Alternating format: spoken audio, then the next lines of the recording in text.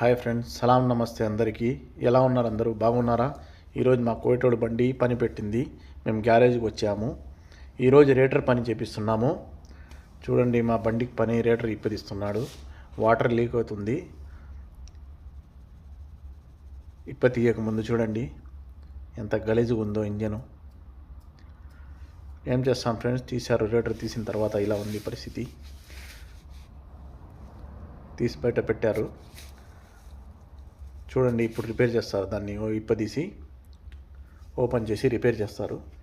అది పైన ఉంది కదా, అది బ్లాక్ కలర్, అది చెడిపోయింది. మా బండ్లతో పాటు ఇంకా బండ్లు ఉన్నాయి అక్కడ. మంచి మంచి కాస్ట్లీ బండ్లు ఫ్రెండ్స్ ఉండేది. చూడండి రేటరు ఏ పరిస్థితిలో ఉంది. రిపేర్ చేసుకున్నాము, అయిపోయింది.